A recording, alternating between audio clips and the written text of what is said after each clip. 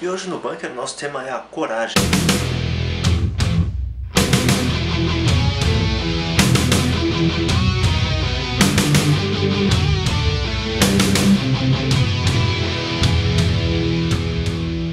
Aquilo que os antigos chamavam de virtu, de onde vem virtude. Para os antigos, a coragem tinha um aspecto físico, e a palavra virtu podia significar tanto valor, quanto caráter, quanto hombridade. A coragem, para os antigos, estava muito ligada ao aspecto guerreiro da coisa.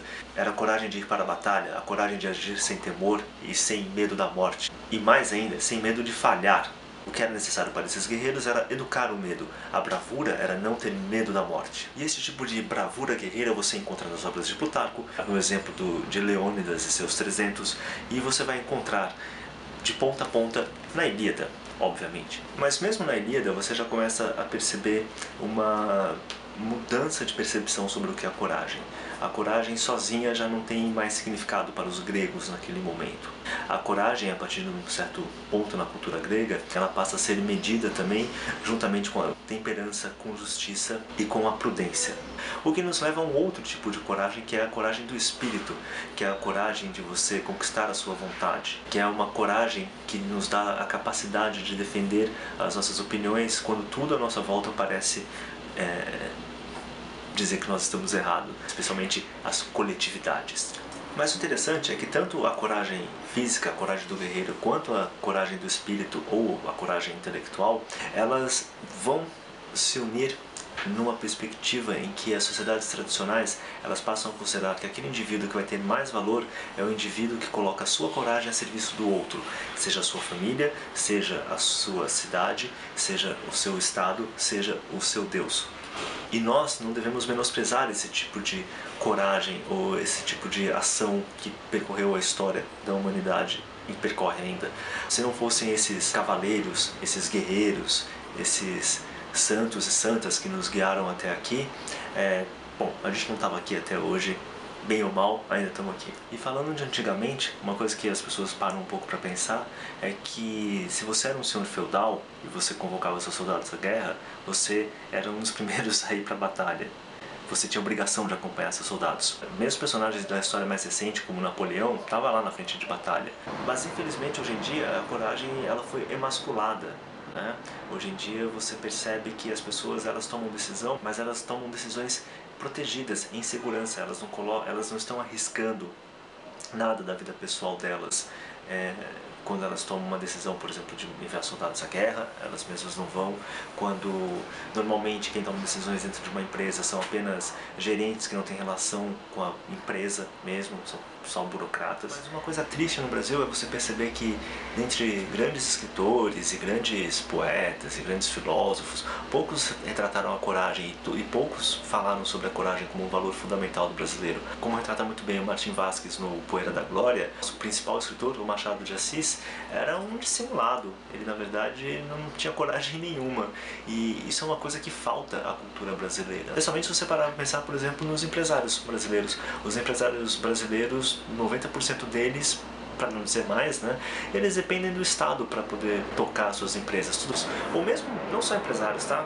Artistas, intelectuais, por aí vai. É difícil você encontrar pessoas que queiram arriscar realmente, que queiram apostar alguma coisa.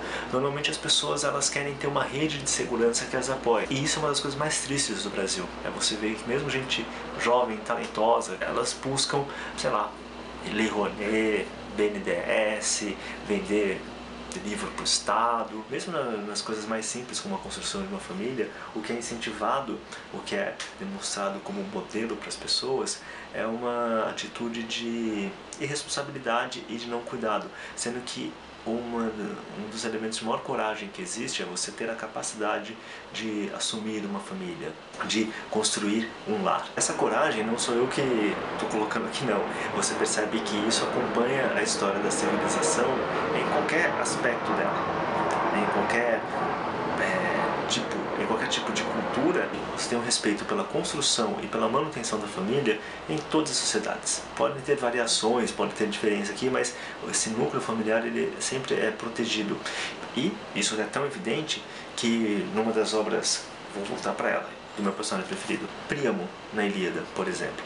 Para mim é o personagem mais interessante da história, porque ele tem a coragem de, em determinado momento, abandonar todas as suas vestes de rei e de guerreiro e se ajoelhar aos pés de Aquiles para recuperar o corpo do filho dele. Bom, vocês não precisam passar por isso aqui não, tá? Qualquer coisa vocês podem assistir o filme Troia com o Brad Pitt e o Eric Bana, e é divertido, vale a pena ver, para vocês terem uma ideia da importância desse tipo de coragem. E um dos textos mais antigos a falar da coragem do indivíduo perante a sociedade e em prol da sua família, o Antígona, do Sófocles. Tá aqui, ó. A bela história de Antígona e seus irmãos, aquelas tragédias gregas que ecoam até hoje. Acho que é pela primeira vez que eu estou indicando alguma coisa do Shakespeare aqui, eu já tenho indicado mais. Você vai ter Coriolano, que vai mostrar os abusos da coragem, né? A coragem sem temperança, a coragem sem prudência e o resultado dela. E no outro extremo, Henrique V, do mesmo Shakespeare, que vai falar sobre a coragem com prudência, a coragem com temperança, a coragem com sabedoria. E um dos grandes livros que eu li sobre coragem e no século XX é esse aqui, ó. Tony Judt, O Peso da Responsabilidade, onde, analisando a vida de três intelectuais franceses, o Léon Blum, o Albert Camus e o Raymond Aron, o Tony Judt vai revelar para nós a coragem desses indivíduos diante de situações concretas que aconteceram na história da França no século XX. Qualquer um que tenha um interesse sobre uma vida intelectual precisa ler esse livro. Bom, e como eu sempre indico uns filminhos também, Conspiração Americana, dirigido pelo Robert Redford, é a história de um advogado que vai defender a única mulher que foi acusada no assassinato do Lincoln. E é interessante ver como um personagem vai se colocar diante de uma sociedade que quer punição a qualquer custo. Outro este aqui, do filme do Charles Laughton, O Mensageiro do Diabo, que vai retratar a coragem das crianças diante do mal supremo. Vocês têm que assistir isso aqui. E mais um filme do William Wellman, que eu já indiquei também uma outra vez, que é esse aqui, ó, Caravana de Mulheres, um filme de 1951, e que vai retratar a coragem de mulheres atravessando o oeste americano. É um belíssimo faroeste, tá, gente? Assistam, por favor.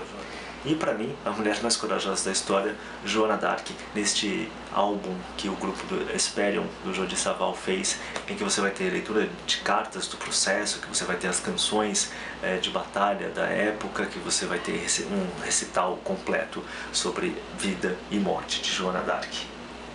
É isso. Be brave, my friends. Tchau.